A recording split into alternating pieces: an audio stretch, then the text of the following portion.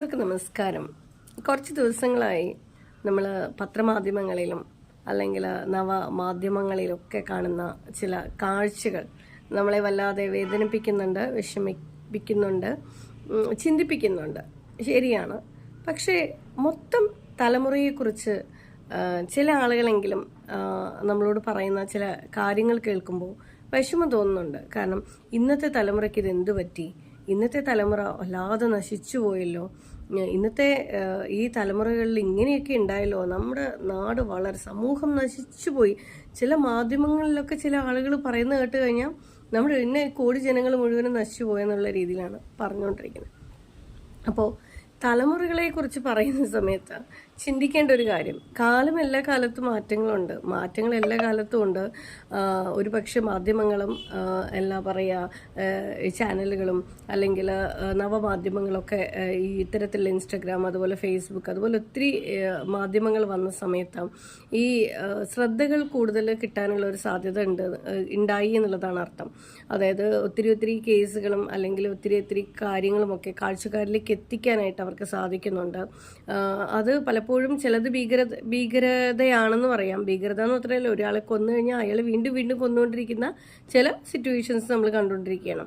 കാരണം ഒരു വാർത്ത തന്നെ നമുക്ക് ആഘാതമാണ്. അതിൻ്റെ ആഘാതത്തെ ഒന്നുകൂടി കൂട്ടി വരുന്ന, വല്ലാതെ മനസ്സിനെ അലട്ടുന്ന രീതിയിലേക്ക് കൊണ്ടുവരാനും ചില മാധ്യമങ്ങൾ ശ്രമിക്കുന്നുണ്ട്.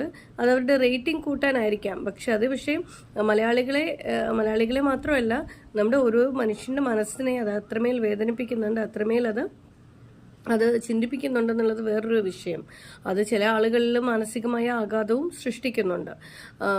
അപ്പോൾ ശരിക്കും പറഞ്ഞു കഴിഞ്ഞാൽ നമ്മൾ പറയുമ്പോൾ മൊത്തം തലമുറയെക്കുറിച്ച് ദയവ് ചെയ്ത് പറയരുത്. കാരണം ഓരോ തലമുറയിലും അതിൻ്റേതായ മാറ്റങ്ങൾ വരുന്നുണ്ട്. 1% ആളുകൾ ഇത്തരത്തിൽ ലഹരി ഉപയോഗിക്കുന്നു, അല്ലെങ്കിൽ ഇത്തരത്തിലുള്ള ലഹരി ഉപയോഗിക്കുന്ന ആളുകളുണ്ട്. അതുപോലെ തന്നെ ഇത്തരത്തിൽ അക്രമവാസനകളും, ശരിയാണ്, അക്രമവാസനകളും ഒക്കെ കൂടിക്കൊണ്ടിരിക്കുന്ന ഒരു സിറ്റുവേഷൻസ് കൂടിയാണ്. പക്ഷെ അത് എല്ലാവരിലും ഇല്ല. ചില ചെറിയ ശതമാനം ആളുകളിൽ മാത്രമാണ് അത് കൂടിക്കൊണ്ടിരിക്കുന്നത്. എന്നാൽ ബാക്കിയുള്ളവരിൽ തീർച്ചയായിട്ടും വളരെ നല്ല മാറ്റങ്ങളും അറിവിൻ്റെ മായാജാലങ്ങളും അതുപോലെ തന്നെ പുതിയ മാറ്റങ്ങളിലേക്കുമൊക്കെ ആ ഒരു തലമുറ കൊണ്ടുവരുന്നുണ്ട്, കൂടിക്കൊണ്ടിരിക്കുന്നുണ്ട്, വന്നുകൊണ്ടേയിരിക്കുന്നുണ്ട്. അപ്പോൾ അത്തരത്തിൽ നമ്മൾ തലമുറയെ പറയുമ്പോൾ മൊത്തം ആളുകളെ പറയണ്ട, ചെറിയൊരു ശതമാനം ആളുകൾ നമ്മുടെ സമൂഹത്തിലുണ്ട് എന്നുള്ളത് വാസ്തവമാണ്, സത്യമാണ്. അതിനെ ഒരു കൂട്ടായി അല്ലെങ്കിൽ മതജാതി ഭേദമന്യേ ഒരു കൂട്ടായി നമ്മൾ പരിശ്രമിച്ചുകൊണ്ട് നേരിടാമെന്നുള്ളതാണ് ഏറ്റവും വലിയൊരു വസ്തുത.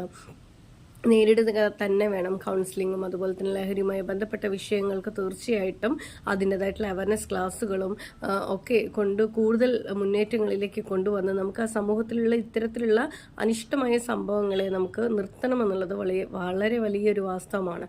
പക്ഷെ അതേസമയം നമ്മുടെ തലമുറകളിലെ നല്ല ആളുകളെ കാണാതെ പോകരുത്. ഒന്നടങ്കം അവരെ കുറ്റം പറയുന്നത് നിർത്തണമെന്നാണ് എൻ്റെ അഭിപ്രായം. അതുപോലെ തന്നെ മാധ്യമങ്ങളോടൊരു വാക്ക്, ദയവ് ചെയ്ത് നമുക്ക് വാർത്തകൾ നൽകാം. പക്ഷേ ഈ വാർത്തകൾ എന്ന് പറയുന്നത് രാവിലെ പത്രം വായിക്കുന്ന ഒരു മലയാളിയെ സംബന്ധിച്ചിടത്തോളം രാവിലെ ഉണ്ടാവുന്ന ഒരു വാർത്തയാണ് ഒരു മനുഷ്യൻ്റെ മനസ്സിനെ ഏറ്റവും കൂടുതൽ ചിന്തിപ്പിക്കുന്നത്. ആ ദിവസം നല്ലതാണോ ചീത്തയാണോ തിരുത്തുന്നത്. ആ പത്രം വായിക്കുന്നതോടുകൂടി തന്നെ, അല്ലെങ്കിൽ നമുക്കൊരു ന്യൂസ് ഏത് മാധ്യമങ്ങളിലാണെങ്കിലും, പത്രം എന്ന് പറയുന്നില്ല, ഏത് മാധ്യമങ്ങളിലാണെങ്കിലും ആ ന്യൂസ് വായിക്കുന്നതോടുകൂടി നമ്മുടെ അന്നത്തെ ദിനം പോയി അല്ലേ. അപ്പോൾ മാധ്യമങ്ങളോട് ചെറിയ വാക്ക്, അത് നിങ്ങൾക്ക് റേറ്റിംഗ് കൂട്ടാനായിരിക്കാം, പക്ഷെ അതേസമയം മറ്റുള്ളവരുടെ മാനസിക സംഘർഷത്തെയും അത് ബാധിക്കുന്നുണ്ടെന്ന് ചിന്തിക്കുക. പിന്നെ ഒരേ വാർത്ത തന്നെ അത് കൂട്ടി അതിൻ്റെ ആഘാതത്തെ കൂട്ടി കൊണ്ടുപോകുന്നതിന് പകരം കൃത്യമായിട്ടുള്ള വാർത്തകൾ, കൃത്യമായ അറിവോടുകൂടി കൃത്യമായ കാര്യങ്ങൾ മാത്രം അത് പങ്കുവയ്ക്കുക. അപ്പോൾ തലമുറ നല്ല തലമുറയാണ്, വളർന്നു വരട്ടെ, നല്ല മാറ്റങ്ങളുണ്ട്. പക്ഷെ അതേസമയം എല്ലാ കാലത്തും വളരെ മോശമായ ചില കാര്യങ്ങളുണ്ട്. അതിനെയൊക്കെ നമുക്ക് ഒന്നടങ്കം ഒരുമിച്ച് നേരിടാമെന്ന് വിശ്വസിക്കുന്നു, ശുഭാപ്തി വിശ്വാസത്തോടെ.